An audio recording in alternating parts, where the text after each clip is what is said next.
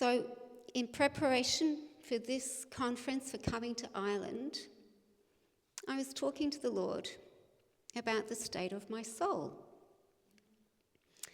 And when you ask Jesus a question, just be prepared that he's going to answer the question. And I said to him, Jesus, my Jesus, are there any still pains from the past that are hindering me in any way? And he said, yes. But because he's Jesus, he always has a divine solution. He never leaves us without being healed. He's the God who sees and restores our soul. Look at that beautiful banner.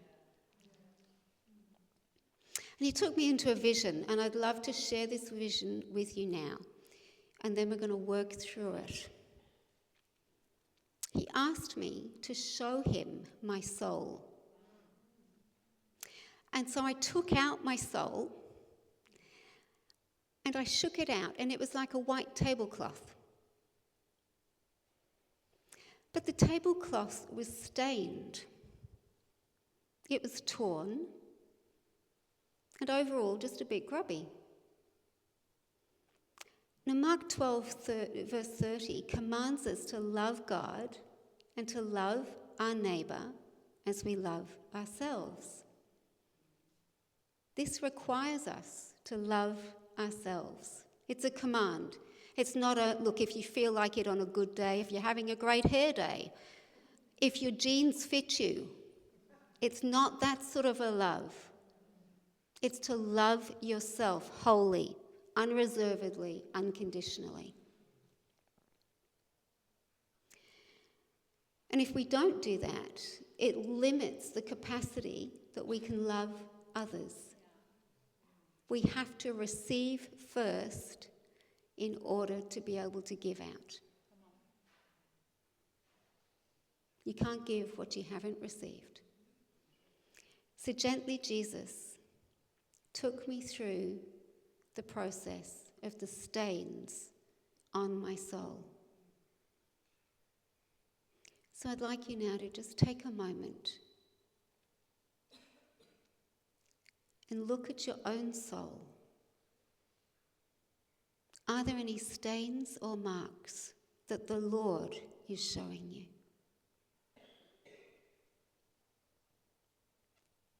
When I looked at my tablecloth, my soul, I saw some tea stains, some tears in the fabric, and some dark stains. And as Jesus gently guided me, he showed me what the first tea stains were. They were unforgiveness.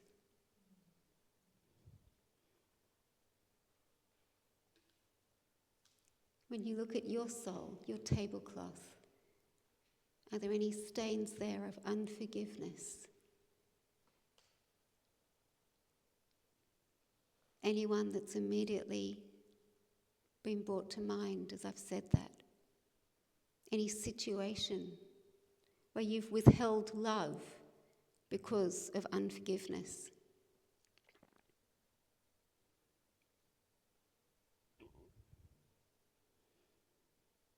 As Jesus showed me the situation where I had withheld love,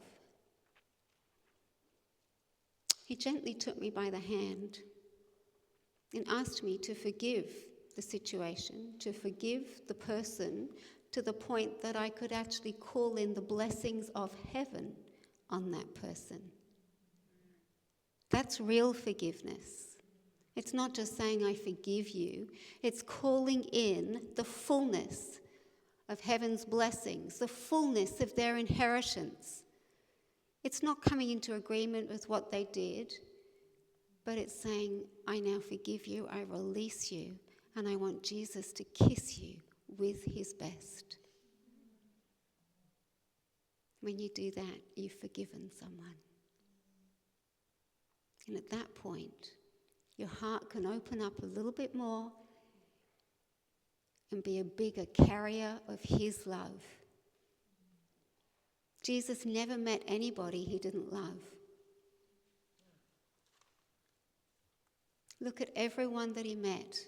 The people that threw rocks at him, the people that spat on him, the people that whipped him, the people that nailed him to the cross. And yet he loved them.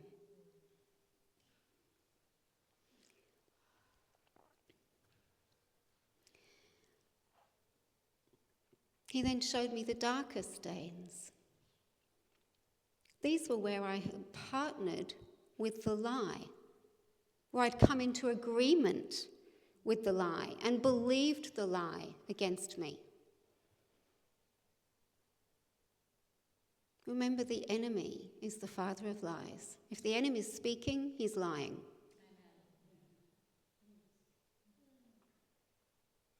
And sometimes we don't know the lies that have just insidiously come in. Some of them we may have just inherited. And it takes Jesus to show us. So you can take a moment and look at your own soul and see if there's anywhere where Jesus is showing you that you have believed a lie, that you've partnered with it, and come into agreement with it.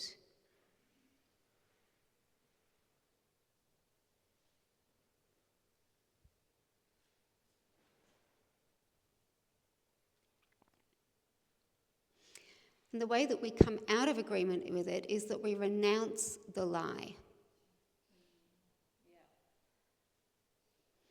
The lie that I had believed was that I was unlovable, that I was unworthy.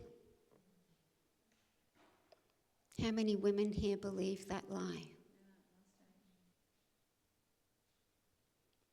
But the freedom from the other side, when you come out of that, when you realize your value in Christ, your identity in Christ, your inheritance in Christ, it sets you free.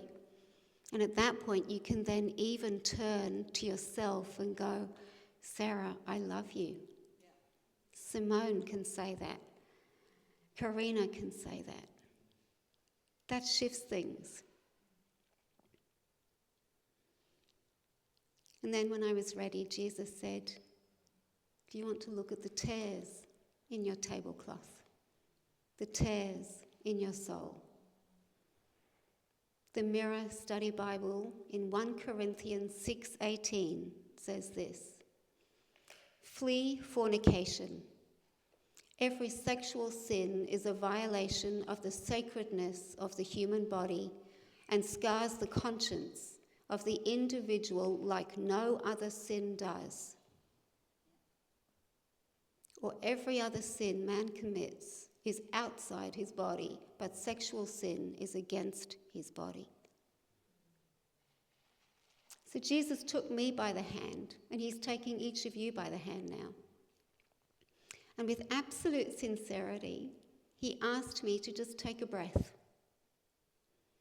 And as I breathed out, to let out the trauma, the shame, the sadness, to let it go, that I wasn't holding on to it anymore, that I was able to be me without it. And as I looked then at the tablecloth, the tears in the fabric had gone as though they had never even been there. Only Jesus can do that. And I found that I could even forgive the people that had traumatized me. And I could forgive them easily and gracefully and joyously. And then, again, I found myself saying, Sarah, I love you.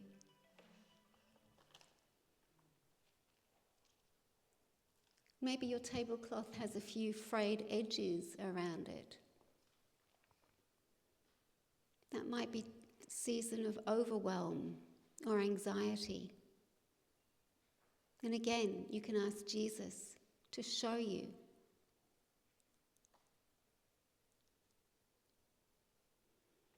So my tablecloth was then unstained, but still a little bit grubby.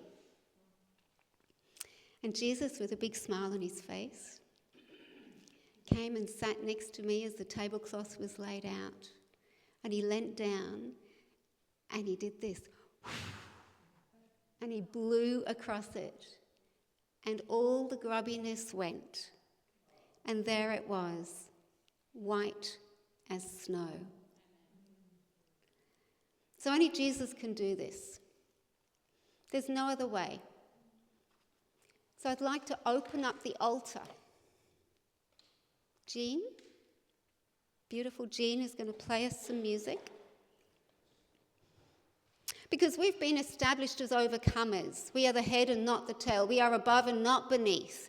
The plan the Lord has for us are to prosper us and they're not to harm us. They're to give us a hope and a future. Each and every one of you has a divine destiny that was written in your book before you were even formed. But the pain of the past is under the blood. The pain of the past, the Lord is protecting you from. So the altar is open for healing. The altar is open for deliverance. The altar is open for freedom. And if you want an impartation of faith, it's open for that as well. Jesus is faithful. Jesus is trustworthy. Jesus is beautiful. He is gentle. He is kind. He knows exactly what each and every one of us need for our healing. So if you would like to come,